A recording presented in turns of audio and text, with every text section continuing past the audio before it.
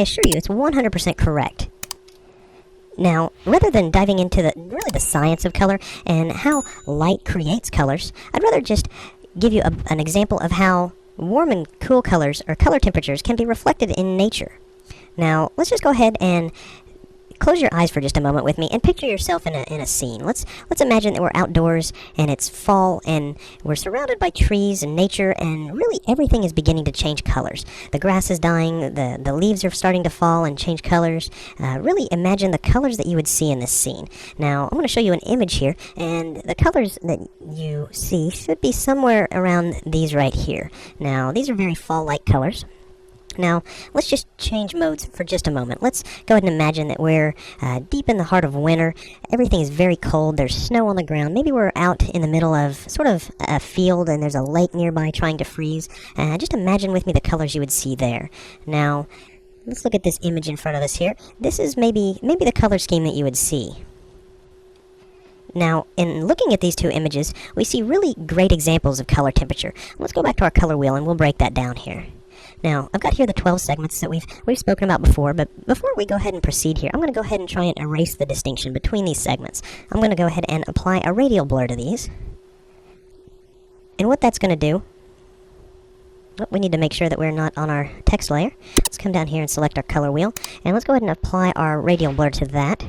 And again, what this is going to do is it's going to attempt to fill in the gaps between these colors, really creating all the colors between each segment. So once that finishes applying, there we go. You see now that it's sort of all those colors have been blended together. We've got all the colors in between here. Now I'm going to go ahead and show you where about the division in warm and cool colors would be here. And let's just show that layer right there. Now, let's go ahead and just break this down for a moment. Let's talk about hot colors. Hot colors are, they actually remind me of flames or fire. Now, the hottest color that we can possibly use is going to be our primary red in full saturation. Now, that red is a very strong color. It's very aggressive. That red can actually increase our blood pressure or stimulate our nervous system. Now, in thinking about hot colors, it's natural next. Let's go ahead and talk about some warm colors. Now, if we move to the right of that red on our color wheel and start moving down, we're going to see our warm colors. Now, warm colors actually add yellow to the red in some amount, and they actually provide sort of a comforting feeling or a spontaneous, welcoming feeling. Now, warm colors are actually said to stimulate our appetite, and we can see that reflected in modern advertising, just in the logos and the color schemes used by a lot of fast food restaurants. Now, if we were to look at these colors, these warm colors, we would also see these in this first image we looked at here, this autumn image. You see a lot of warm colors here, a lot of reds, yellows, a little bit of green, some browns, very warm palette used in this image.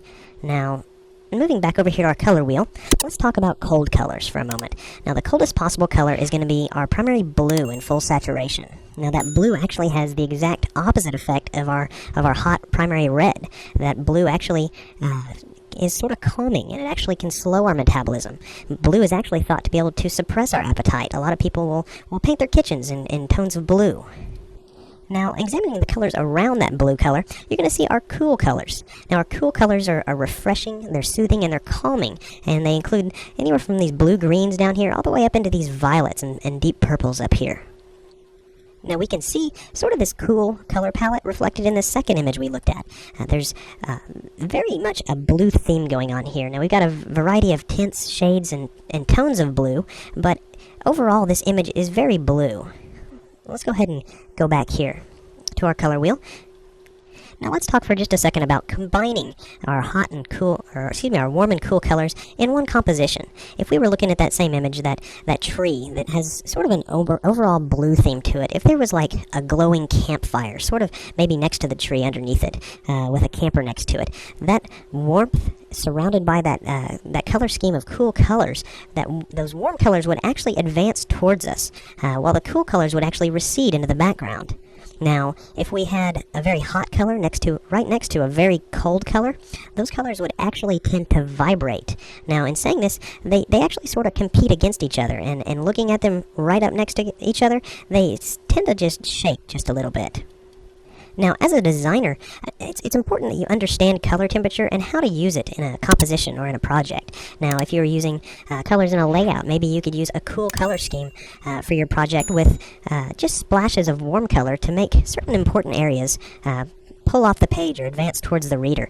Or maybe an important part of a logo is done in a warm color that really makes it pop out. So, now that we've discussed color temperature and what that is, I'd like to encourage you to go out and do some image hunting. Find some pictures of your own and really try and pick out some warm colors and some cool colors in those images and try and draw in or try and